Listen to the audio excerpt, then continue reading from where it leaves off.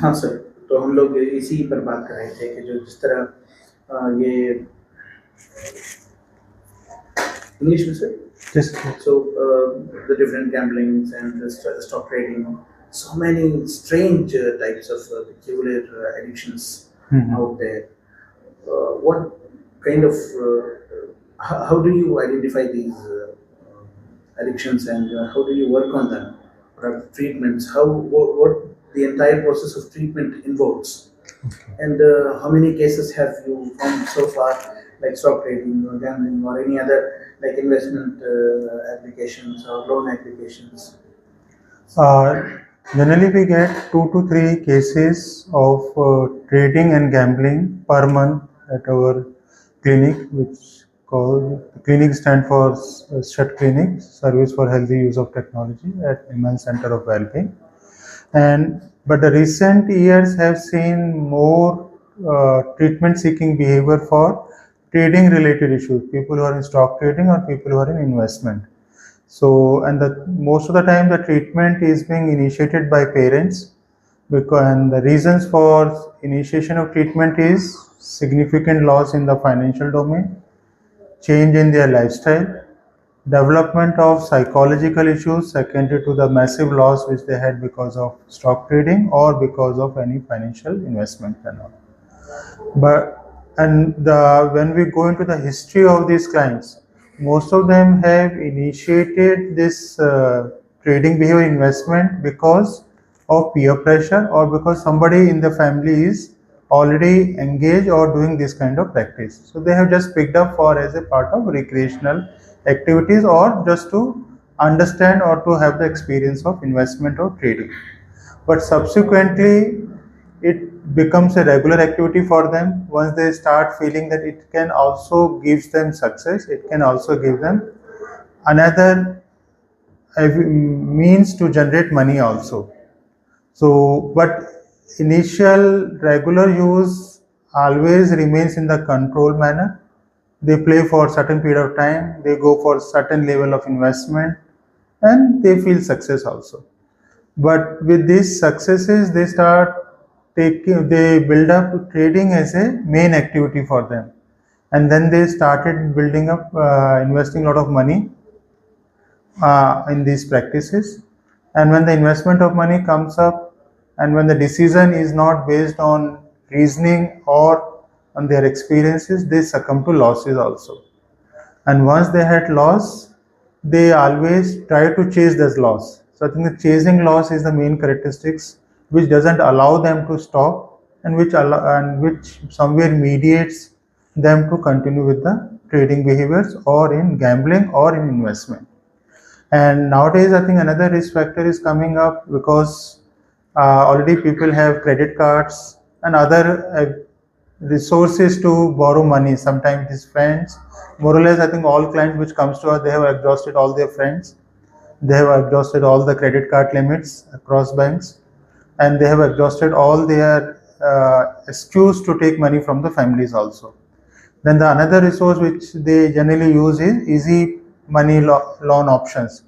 Generally, I think I think all of us might have experienced that these option messages we all of us gets, but especially people who are in this gambling, trading, and who already have lost, they feel more tempted to use this opportunity to get back that lost money, and they use this opportunity frequently to gain the money, to gain back the money, or to do something. Sometimes they feel that they carry the guilt feeling also that they have lost so much and now they want to do something for the family, and that's why they rationalize that that's why I have used my easy loan option so that I can gain back the money and I can do something for my family. And some of the people also have a reasoning that I want to build up a house, I wanted to do certain things for my family, and that's why I need money, and trading, gambling gives me that opportunity. So, and when they come to the treatment, they all realize that if I would have done trading and gambling in a wise manner, I would not have succumbed to this loss. And they also acknowledge that all this time, whenever I had a loss, it was my emotional reasoning or it was my emotional judgment to go ahead with the moves which is giving me loss only. But I was not able to control or log out from those online platforms and all. So Subsequently, when they had massive loss, when they find it it's difficult to repay the loans, they develop psychological issues, which comes up in the forms of lifestyle changes, which brings solitary lifestyle, where they don't talk to anybody, they remains within themselves, and the deterioration in their professional functioning, they are not at all going to their productive work, they are not doing any physical activities, they have biological disturbance which includes less appetite, disturbance in the sleep pattern, or slow mood states, anxiety and stress, which family members also do recognize. So at this stage, they talk to the family and they disclose the family. This is all has happened with them. Since most of our families are very supportive, so they takes the initiative first to repay the loan.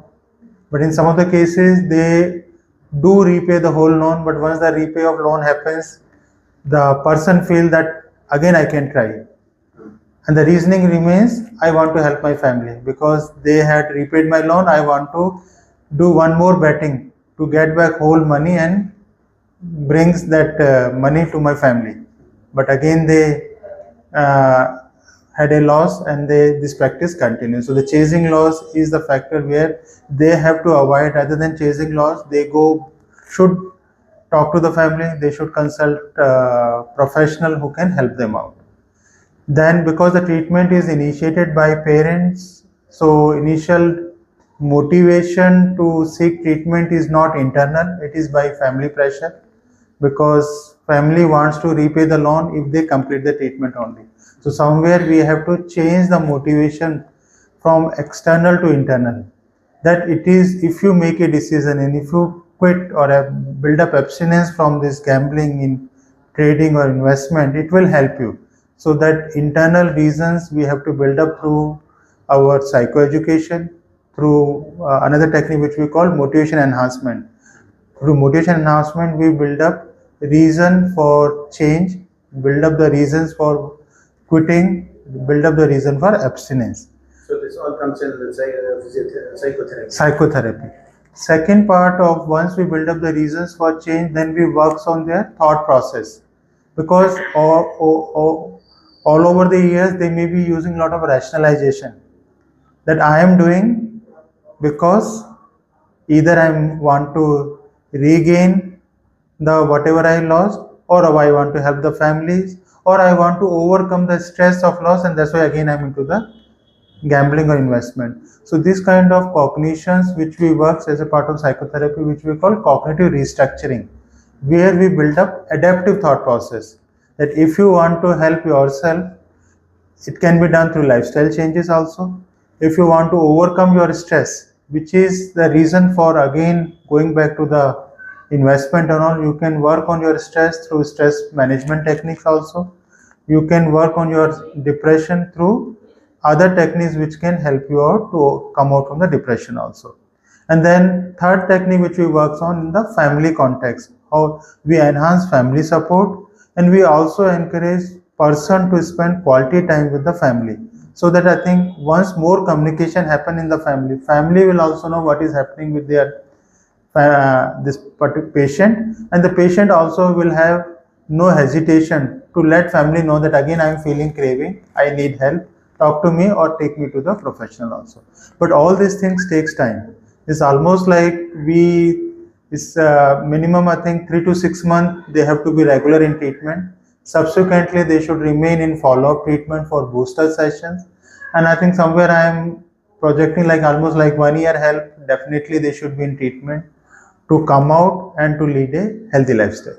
How many such cases have been reported in your clinic? Generally, we have as I said, trading and investment, we are getting 1 or 2 cases every month. And when we works on through psychotherapy, using motivation enhancement, using cognitive restructuring, using psychological therapies to help them out to manage their stress, depression, or as well as family support also. I think people have started doing good, but still the family doesn't. But family trust doesn't come so easily.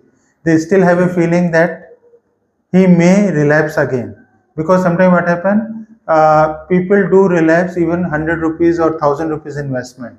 And anytime, even if you do 1000 rupees investment, it brings again a trigger a sequence of event that after 1000, if they get even 500 gain, they will say, let me invest again 500 more. So we have to work on money control also with the family members also when we work, that there should not be access to the credit, there should not be any access to the salary. If they are earning, they should get very minimum amount which can't be used for any investment or any trading behavior. So the money control is another important part of whole psychotherapy. So far a few dozens of cases. We have seen almost like 10 to 12 cases we have seen, and I think if During the last 1 year, such cases. And how long, when you start the process of treating such patients, how long does it take for the patient to recover? Minimum 3 to 6 months. Minimum 3 to 6 months weekly sessions we have to conduct. And because because since they have a lot of triggers in their lifestyle, they have a lot of reasons which can again brings the relapse also. So they needs more frequent sessions to maintain their motivation, as well as to improve their cognitive vigilance, to remain away, as well as to engage in healthy activities.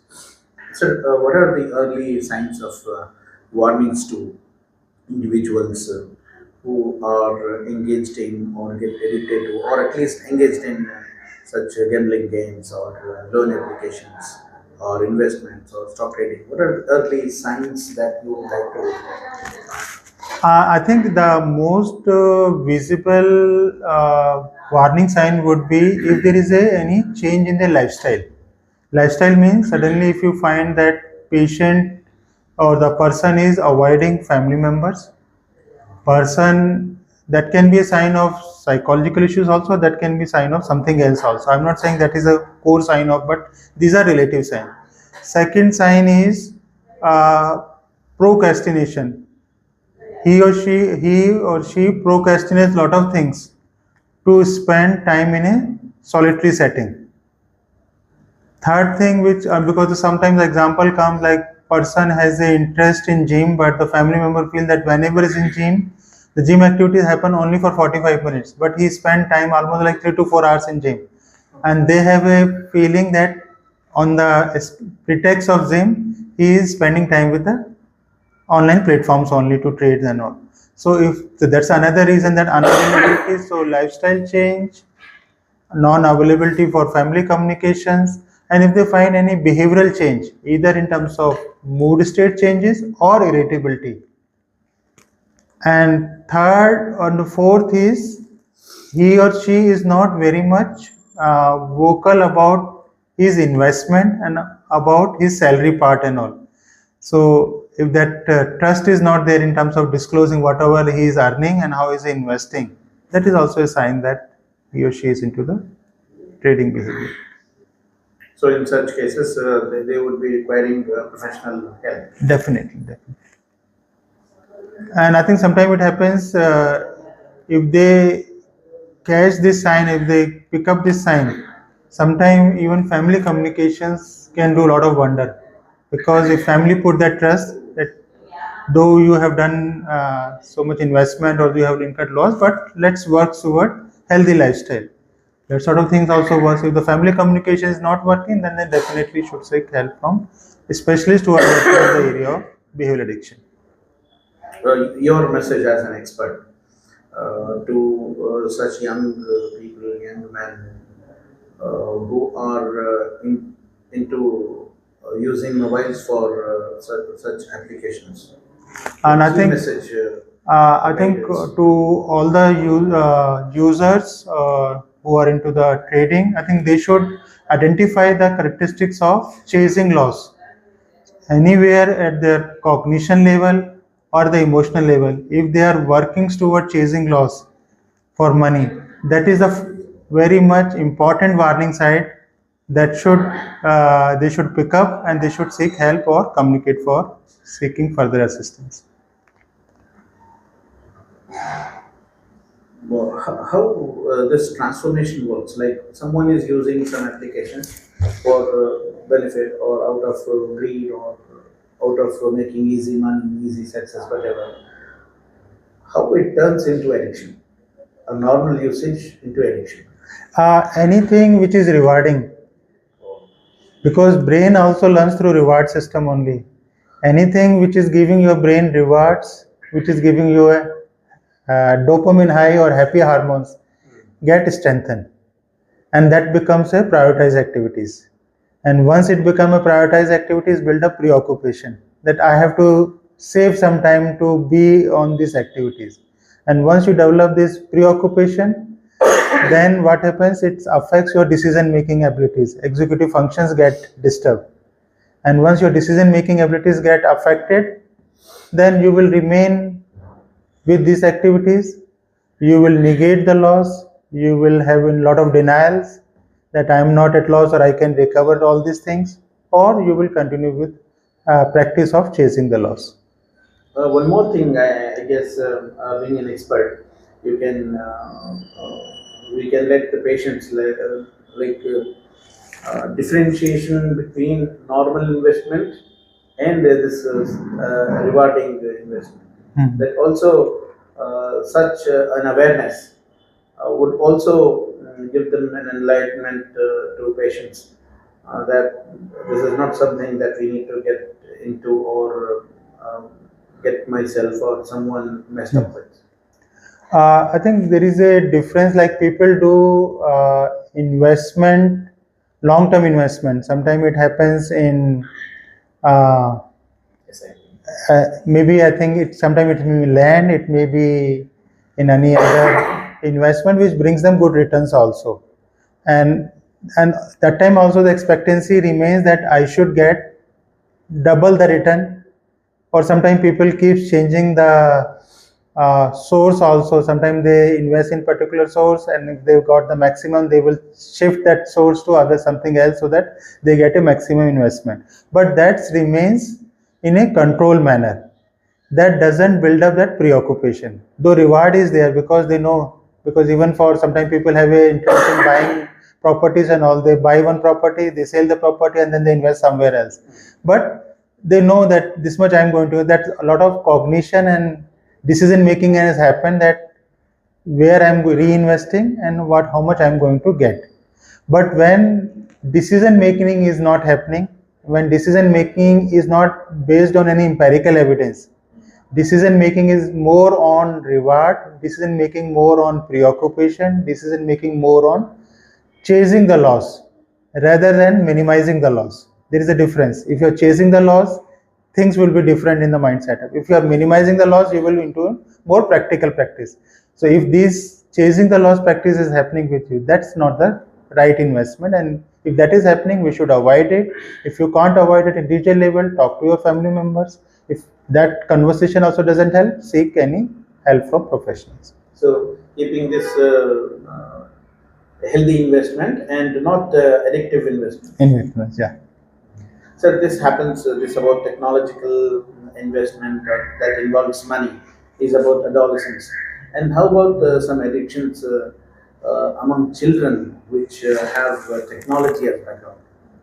Basically, I think the reasons remains the same, because if you are introducing technology very early in age, maybe 5 years, 6 years, 7 years, and all these technology platform and the way they are designed, it gives them engagement, it gives any user engagement, and it all engagements leads to spending excessive amount of time with these technology platforms.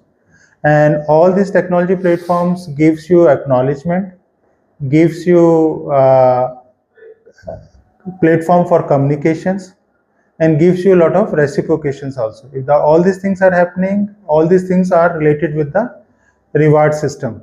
You are getting something reward out of it, and which this kind of reward, acknowledgement, communications in real life takes time. You have to approach somebody to talk. You have to wait even for parents to acknowledge your whatever ABCD thing person child has done. But if you put same thing on the online platform, you would get a lot of thumbs ups and all within a minute. And if you put your photos, you will get so many likes and all. So immediate acknowledgement communications also makes this, and the way that all platforms are designed, all these platforms designed to make them more engaging and participative. These all things are related to the having more rewards, and if these rewards continue, the child also develop preference for technology use, and he or she looks for opportunity whenever he can spend time with the mobile or with iPad or any other devices which he or she has. And because this has become a main problem post COVID, because accessibility has improved post COVID for devices, now all families have 4 to 5 devices, so that all children also have access to any one of the devices, and that's why if the access is there, they start using technology in a excessive manner, and sometimes it also started affecting their lifestyle also. Treatment for children. Treatment for children is, I think, one, we have to work on awareness, where all stakeholders can work. When I'm saying stakeholder, even pediatricians can build up that awareness whenever the child visits them, because up to 16, 17 years, pediatrician is the main clinician who treats them. Schools can build up awareness, teachers, I think weekly they can build up some awareness. And third thing comes like even counselors and all we can train, that can also build up, and teachers also we can build up awareness. Awareness is one thing. Second thing comes for families. Families can build up do's and don'ts for the technology use, because most of the families don't have do's and don'ts. And what we have seen in Bangalore context, even adults have 8 to 12 hours of use. If you are using 8 to 12 hours, you can't be a good role model for the child, because you will be using technology even when you are at home. So I think family also have to build up do's and don'ts, which we call digital fasting. Family has to build up some time without technology. That maybe 30 minutes, 40 minutes, but that time to be used only for non-screen based activities, which everybody can participate, which everybody can enjoy. So digital fasting has to come. Second thing which we talks about, which we call digital sunset. Once the evening time comes up, now there is a digital sunset is also related to having a good sleep. So now whatever your scheduled time of sleep is, at least 5 hours before scheduled time you should have physical activities, 60 to 90 minutes. 4 hours before sleeping time you should have last drink of the day, maybe coffee, alcohol, or maybe coffee or drinks or anything, not alcohol. And 3 hours before sleeping time you should have your meal. 2 hours before sleeping time you should have quality family time, and 1 hour before sleeping time no screen use. I think these 5 steps if you follow, your sleep would be on time, and you will have a lot of time to be gathered and to have controlled use of technology. So such trading apps or investment role can be controlled instead of getting into the addiction. Yes, sir. And that way it improves the lifestyle also. If you have that some activities in the evening time, it also brings you that dopamine high, because through physical activities also you can get dopamine high also. Well, one last question, sir. It's not a question. Your guiding words for the parents, for the guardians of children or adolescents on how to monitor or keep a watch on them, so that these normal usage of whether it's investment or gaming or gambling, whatever, doesn't turn into addiction. So your guiding words for parents, guardians. And I think my only advice would be, I think they should focus on communication.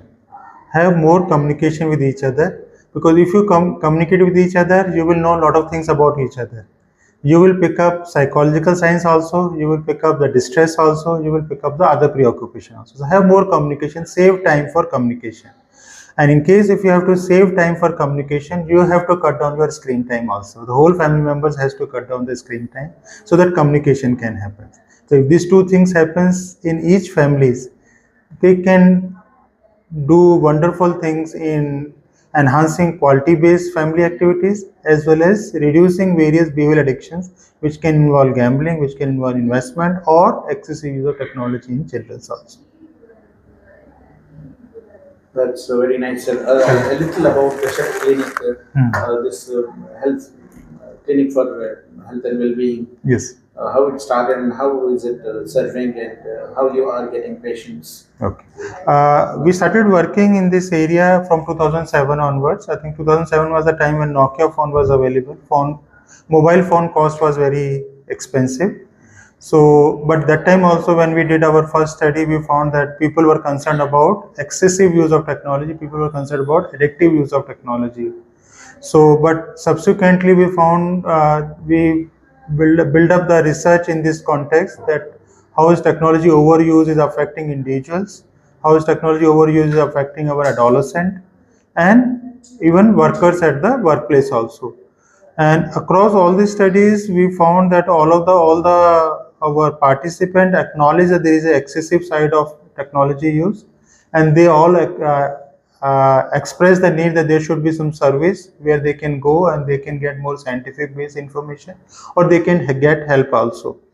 And subsequently in 2012, we also got one national funding to do a community survey in Bangalore regions, and that also gave us a large sample size validation that these addictions exist in our culture or in our society.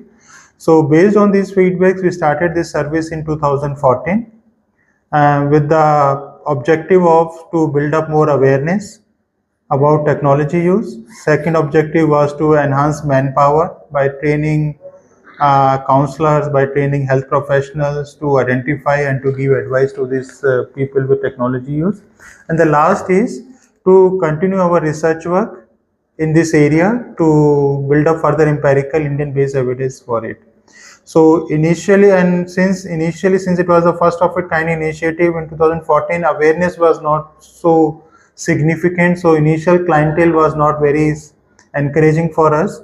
So what we did, we persisted with our research endeavors, and whatever we research endeavors, we publish it in the scientific journals, and we brought it out to the media attention also. So that practice brought us positive results that help us to build up awareness in the society. And then subsequently people started seeking help for technology related issues also. And post COVID, things have changed significantly. People during COVID time recognize that there is a negative sides of technologies also. It was not addiction, but people also were suffering from musculoskeletal issues also. People who are on the desktop also for webinars and for Zoom and other meetings, they also start feeling that we feel fatigue. We also need help how to minimize our musculoskeletal fatigues and other things. So people who are in for professional reason or people who are for recreational reason, all of us started approaching us for seeking further guidance for technology related affairs. So initially, if you see pre-COVID, it used to be 6 to 7 cases, but now post-COVID, we see almost like 20 to 25 cases per week. Predominantly, it remains gaming, internet gaming only, adolescents in the age group of 16 to 20, but we do get cases of 25 plus also, which involves pornography, which involves trading, which involves gambling, which involve even binge watching also. So, and now we have a team of two other, my faculties are there by Dr. Nitin Anand and Dr. Rajesh Kumar, and we have PhD scholars who are working on various domains of technology related issues. So we have almost 10 PhD scholars who are working in the area of behavior addiction. Thank you so much. Thank you. It was truly enlightening.